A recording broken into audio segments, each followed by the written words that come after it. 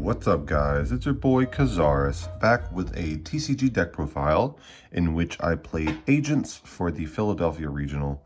I went 7-2, and overall the deck performed extremely well. Lost to a misplay in a brick, which happens, but I made this deck all on theory like 2 days before. Didn't test it at all, and I was expecting to do poorly and just like get experience in testing with the deck to fix it later, but the deck did very well.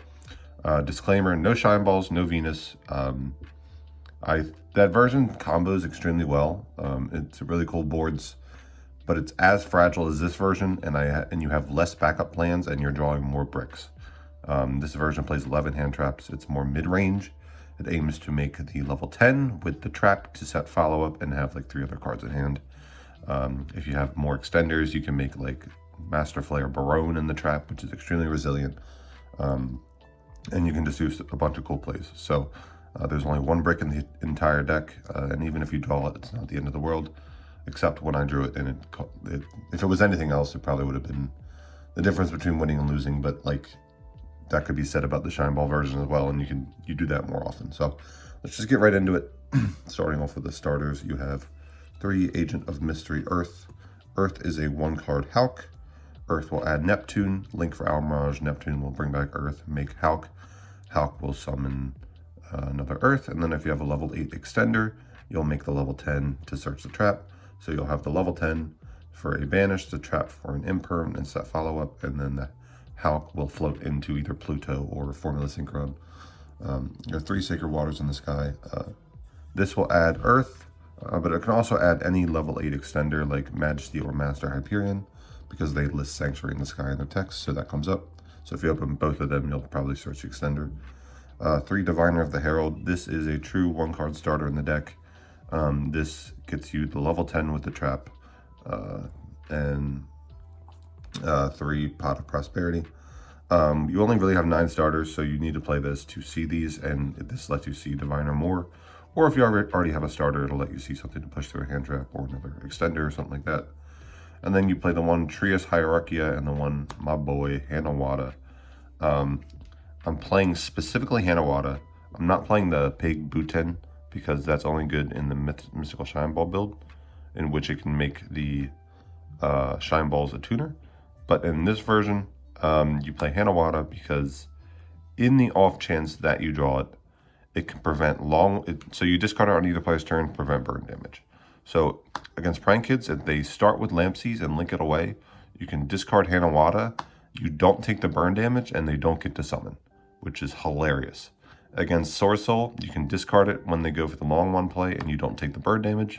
So if it's like game 3 and they're trying to burn you for time, you can discard Hanawada, and you don't lose. So like that's the theory. That's as much theory as you can get with it, but like that's gonna happen 1 in 300 games probably. Diviner will send Trias Hierarchia, which contribute 1 to 3 fairies and then gain effects based on how many you tribute. If you just tribute 1, all it will do is summon itself from hand or graveyard as a quick effect, which will then trigger Diviner's second effect. If it's tributed, summon a level 2 or lower fairy from your hand or deck, which will be the level 1 tuner, so 1 and 9 makes 10. If you tribute 2 fairies, you can destroy a card your opponent controls, and if you tribute 3, you'll draw 2 cards. I never did either one. It's kind of just win more at that point. You can do some neat stuff with the deck. So those are all the starters. Moving on to the extenders. You have 3 Agent of Life, Neptune. This card was okay. It calls my brick. I drew 2 of this, Instant Fusion and Hanawada. It was like, okay, I play Ready Fusion and Instant Fusion. You play the 1 Allvain, the Essence of Vanity in the extra deck. It's a level 2 Fairy Tuner Extender. I was playing 2 of them just in case I opened both of these, so I could resolve both and make Hulk without a normal summon, but that was extremely unrealistic. So I just cut 1 Allvain from the extra and left these in just to see them. I typically sided out Ready Fusion a lot, and left Instant Fusion in. I don't know, I might cut Ready Fusion in the future. That was maybe a flex spot. And then the Spice, 2 Guardian Yados, 2 Majesty Hyperion, and 1 Master Hyperion. This card was fantastic all day. The theory is it is a level 8 fairy that you can special summon for free. If you have no monsters in your graveyard, you special summon it. That's it. You go normal summon Earth. If they interrupt it, you special Ethos. You make the level 10 anyway. If you normal summon Earth and they don't interrupt it, then you get Hawk with the level 10 and the trap. I played 2 Majesty Hyperion and 1 Master because this is a little bit less searchable than Master. Master you can add off of Earth if you have the trap on the field, Sanctuary in the Sky. Majesty you can only add off of the Rhoda. So like this, you have 7 of this and 5 of this. Diviner can also send this if you open Trias or on like subsequent turns. I don't play the agent link because it requires 2 fairies to make, and if I have 2 fairies, it's going to be a level 2 and a level 8 majority of the time, in which case I'm going for the level 10. So in theory, you have these 5 and then the 3 Rhoda to grab these. So you have 8 level 8 extenders. I saw them enough.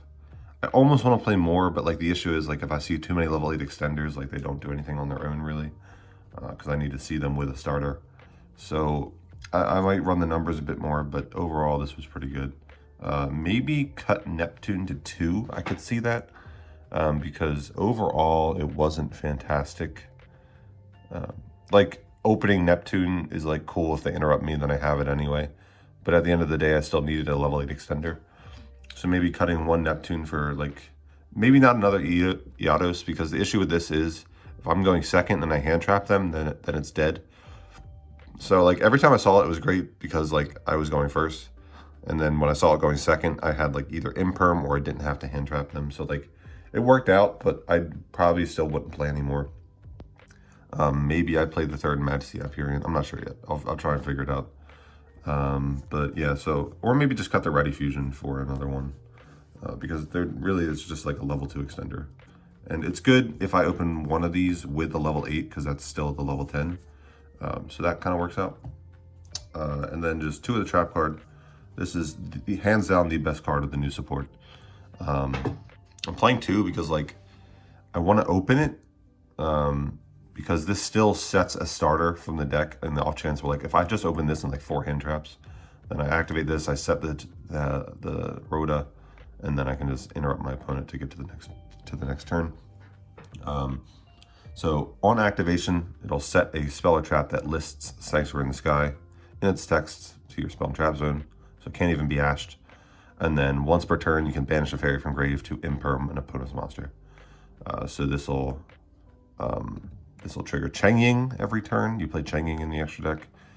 This is just, you can interrupt something on your opponent's turn and then pass back to you, and you need to hit it again. You can hit it again. It's very, very good. Absolutely the best card. I played 2 triple attack and a called by. I'm side decking Crossout. I'm not putting it in the main because Crossout, I like it in the main in decks that like play meta cards that like Branded Fusion, you can hit that. Fusion Destiny, you can hit that. Like cards that are generic and you will see it in your opponent's deck in other matchups that aren't hand traps.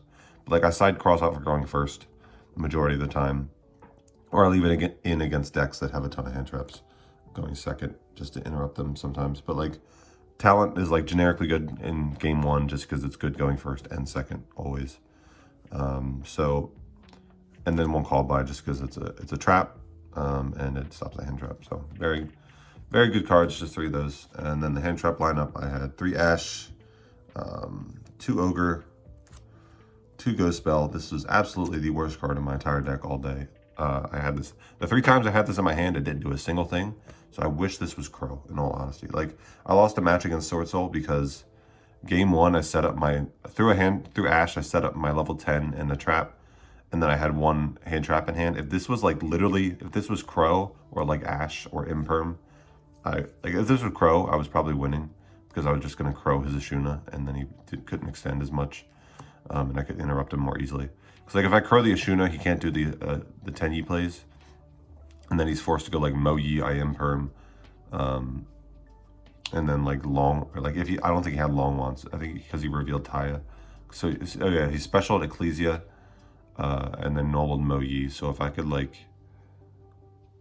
add like what was it? If I could like banish, I forget the scenario, but Crow absolutely would have got me to at least my next turn. One effect Veiler just for the cross-out target, and then 3 Imperm. Mismatching rarities, I hate it, but I had to borrow a bunch of stuff from my friend. So 3 Ash and 3 Imperm, definitely the best ones. 2 Ogre because adventure stuff is still running around. And it hits like against Sword Soul, you can like Ogre the Moyi and then they're left with a token. And then 1 Veiler. Like this isn't fantastic against Despia because they branded opening and then draw phase and you can't really hit the Alubra then, whereas this can. So I kept this for the cross-out target mainly. I would side this and Ogre out sometimes and Bell out sometimes, but majority of the time I kept Ash and Imperm. I cut Sanctuary in the Sky for the 3rd Imperm, and I'm glad I did, because Sanctuary in the Sky, I did not miss it a single time. The only, what it's used for is when you banish Neptune off of like Majesty Hyperion or something, or to summon one of the Hyperions, you can add this Sanctuary in the Sky, and then you can make Master Flare, and then it can be a free discard for Master Flare. That's like the best, that's like what it's best at. It's a vanilla spell. Having it on the field, I never miss any bonus effects by not having it on the field. Like there's nothing that I miss. Because once I have the trap, then I have the bonus effects for the following turn, which is the important part. I can like banish 2 cards with Majesty, or pop 2 cards with Master Hyperion, or like search Master with Earth on the following turn. But like that's the best. That's what Sanctuary in the Sky is best for, but the trap already fills that role. So like I did not miss Sanctuary in the Sky once. I did not miss Crysteel once. That card is win more in this version of the deck because like it'll just be dead in my hand until I can resolve like the whole combo and like into Hulk and Master Flare and summon it. That's unrealistic. So I cut it for an Yados, so that was great. Well, I won 1 game against Prank Kids, or against Despia by special summoning 2 Yados. He asked me on my Rhoda, and then I talent looked at his hand, and it was just like, it was Albion the Shrouded Dragon, and then like it was like Gamma Droplet branded in red, so I just put back the Albion. Special 2 Yados. He missed 2 draw phases, and then I just beat his face in for 10,000 damage. It was hilarious. So I won a game like that. So that's the main deck. 11 hand traps, 12 starters, 8 level 8 extenders, and then 5 level 2 extenders. So overall it flowed very well. Extra deck, we have 1 Almirage, 2 Hulk, 1 Dark, and 1 Celestial Night Lord Parshath. This came up once. Game 1, match 1, he made Dragoon. I baited him with agent stuff, and then I made Dark with Majesty Hyperion, took his Albaz from the grave, fused with his Albaz and his Dragoon, made the Dragos Stapelia that I have in the extra deck for the Super Pally target. And then that came up, and then 2 Hulk. You want to grind with this deck a lot, so if the first one gets interrupted, you can use it to like summon Pluto. Next turn, you can make a second one, and then on their turn, you can use it to make Formula Synchron, and then Synchro again. This came up twice for the second one. Almirage came up all the time to link off the Earth.